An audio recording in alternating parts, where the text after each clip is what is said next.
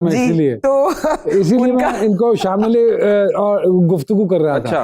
हाँ, तो शामिल तफ्तीश कर रहा था। and he happened to be a feudal as well. जी, हाँ। but a very progressive one. Okay. So, मतलब he thought I would do well in politics.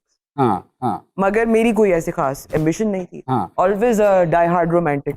हाँ। तो जिंदगी में एक ही था कि शादी करनी है। हाँ। ठीक है, उसके अलावा कोई एम्बिशन था नहीं, frankly speaking. But I remember what a fit him shock. it is a disaster. क्योंकि आपके करने से तो नहीं होता है ना, it's good, it has a destined time for it. Anyhow, so no ambitions really. उसके बाद क्या कहते हैं, मैं टेलीविजन देख रही थी और वहां पे बैठ के मैंने देखा कि my friend's sister, she was working with in Rubber Band and Inspector Kush. हाँ। तो मैंने कहा this looks like fun. So the next day my friend उसने कहा कि हम उसको पिक करने जा रहे हैं। और फिर इस तरह आप आगे मजाक में काम और फिर उसके बाद थिएटर भी किया और बड़ा सीरियस थिएटर किया जी, मदिया गौहर साहिबा के साथ और व्हाट एन इंस्टीट्यूट। अल्लाह पाक उनको जन्नतुल फिरदौस में जगह। तो सर इन्होंने इतने अच्छे मैम आपने काम किए, तो इसके लिए कोई एफर्ट की या कुदरती काम आता गया, करती गई, हिट होता गया या मिलता गया? मेरा शुरू में जब मैंने करियर स्टार्ट किया था तो आगे गला पूछ ली। वो जो कह रहा हूँ वो कह रहे सवाल करने का हक नहीं है, किया तो है कि मैंने इनसे मैम से किया, भी करूंगा नहीं। पहले शुरू में God has been very kind, वो काम तो मिलता गया लेकिन वो क्योंकि आसानी से मिला तो उसकी कदर नहीं। तो जब मैंने फील्ड अच्छी बात है कि आपको पता है। जी बिल्कुल, क्योंकि जब मैंने फील्ड छोड़ी कुछ अरसे के लिए ड्यू टू सम रीजन, तो जब उसमें वापसी का सोचा तो स्क्रैच से शुरू करना पड़ा क्योंकि एक अनरिलायबल होने का एक स्टैंप लग गया था। This is way back in 2009 जब के बाद हमने आओ कहानी बुनते किया। तो फिर वो जो उस शुरू में आसानी थी वो बाद में इतनी नहीं थी, because then I really had to work for it. Hindustan जाके भी बड़ा थिएटर जी, मैंने हिंदुस्तान में कितनी दफा वहां परफॉर्म किया जी? मेरा ख्याल है 5 से 6 दफा। जयपुर, दिल्ली, अमृतसर में परफॉर्म किया, यूरोप में परफॉर्म किया। वहाँ कैसे लेते हैं थिएटर के आर्टिस्टों को? कोई खास ऐसा कोई वाकया जो पेश आया हो कि? हमारे साथ जो सबसे इंटरेस्टिंग, मेरा जो पहला टूर था इंडिया का जोका के साथ, उस वक्त हमारे मुल्क में जो हालात चल रहे थे, ये LOC के जो मसाइल चल रहे थे उस वक्त, तो by the time we went there वहां पे प्रोटेस्ट हो रही थी कि Pakistani artist can not perform. अच्छा, उनको क्यों बुलाया गया? हम लोग एक फेस्टिवल का हिस्से के तौर पे गए थे। तो 2 ग्रुप्स वेंट, नापा एंड जोका। अच्छा, नापा का भी। एंड जो हमारी 2 परफॉर्मेंसेस थी, एक जयपुर में एक दिल्ली में, तो परफॉर्मेंस से कोई आधा घंटा पहले एकदम से वो आए, उन्होंने कहा you have to vacate the premises, आपको यहाँ से जाना पड़ेगा क्योंकि आपके लिए अभी सिक्योरिटी हमारे लिए थ्रेट है। और हम लोग जिस तरह, and this is my first time in India perform करने के लिए जो मैं जा रही हूँ, और एकदम से एक केओस हो गया ना वहां पे कि हम तो निकलो जी, सामान अब कितना सामान होता है, प्रॉप्स वगैरह। And then we were taken to the hotel. कुछ अर्से के बाद उन्होंने हमें कहा कि अभी आप इंतजार कीजिए वहां पे कुछ देर, till further instructions are given. थोड़ी देर के बाद होटल वालों ने कहा कि आप बराए मेहरबानी यहाँ से चले जाएं क्योंकि we don't want to be in the middle of this. तो वहां से फिर हम बैठ के with of course some security we were taken to Delhi that very day, और वहां पे पूरी सिक्योरिटी हुई और हमें फेस्टिवल से ड्रॉप कर दिया गया। It's not, they couldn't take the political pressure और जो भी आवाम की तरफ से प्रेशर था। लेकिन वहां पे जो प्राइवेट थिएटर ग्रुप्स थे और जो उनकी आम आवाम है, उन्होंने इतना प्रोटेस्ट किया कि आपके बुलाने पे आए, आपके मेहमान हैं, how can you send them without performing. तो ओवरनाइट उन्होंने एक हमारे लिए ऑडिटोरियम बुक करवाया जिसकी कई महीने पहले एडवांस बुकिंग होती है, and the play was on Mantu साहब, और हालात भी वही थे उस वक्त।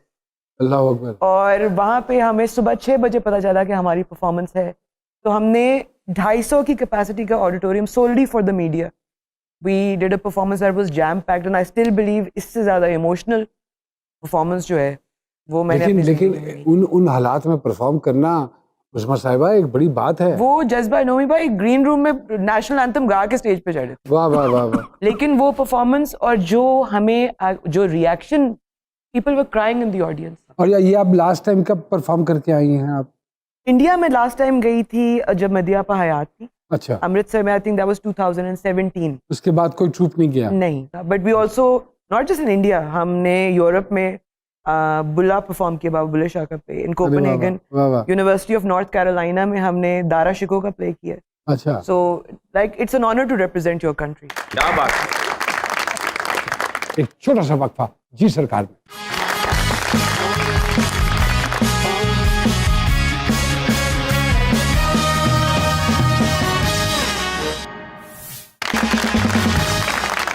वेलकम बैक टू जी सरकार। आपके टेन्योर में सर आप फूड सिक्योरिटी के रहे हैं एडवाइजर, और आप बताइए किन खतरात से लाहक है ये मुल्क? सबसे बड़ा खतरा इस मुल्क को आबादी।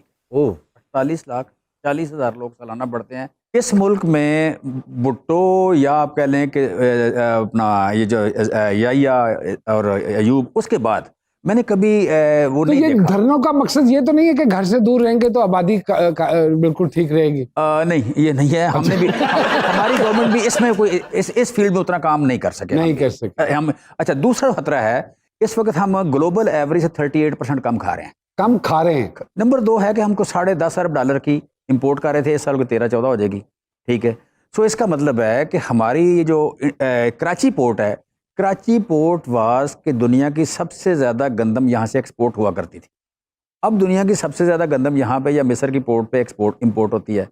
अगर आप सेल्फ सफिशिएंट नहीं होते फूड में, तो आपकी सड़कों में या इंफ्रास्ट्रक्चर में या आपकी पोर्ट्स में इतनी गुंजाइश नहीं है कि वो सिर्फ इंपोर्ट को सार सकें। दूसरी बात यह है कि आपकी इस वक्त फूड सिक्योरिटी जो है, it's more important than the आपकी बॉर्डर सिक्योरिटी। आज का जो दानिश्वर मैं आपको या कहीं मिलता जुलता हमें मिलता है, तो हम बात पूछते हैं तो वो कहता है वो कहता है तालीम से तो इससे आगे नहीं जाते।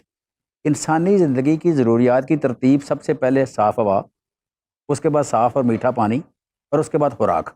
ये तीनों पूरी करेंगे तो तालीम तक बच्चा 5 साल की उम्र में आएगा। अगर ये तीनों पूरी नहीं करते तो 5 साल तक तो ज़िंदा ही नहीं रहेगा वो। और दूसरी बात कि मेडिकल साइंस में है कि जो बच्चा फर्स्ट 45 मंथ कहते हैं, जो बच्चा माँ के पेट में 9 महीने और 36 महीने पहले अगर उसको खुराक पूरी ना मिले, उस बच्चे की पूरी लाइफ जीडीपी में कंट्रीब्यूशन 56% कम होती है। He or she is a liability for the society, he or she is not an asset for the society. बरकत की तरफ ही ध्यान जाता है। सर आप तसल्ली दे रहे हैं, मैं टेंशन दे रहा हूँ। मैं आपको खुराक दे रहा हूँ। खुराक ना करे ऐसा ही हो। सर हमारे एक डाकिया साहब हैं जो किसी न किसी का पैगाम लेकर आते हैं, अगर आपकी इजाजत हो तो मैं बुला लूँ। आइए सरोज भाई। सरोज भाई सलाम अलैकुम, कैसे हैं आप? ठीक ठाक। उस्मान साहब, चीमा साहब हमारे साथ हैं।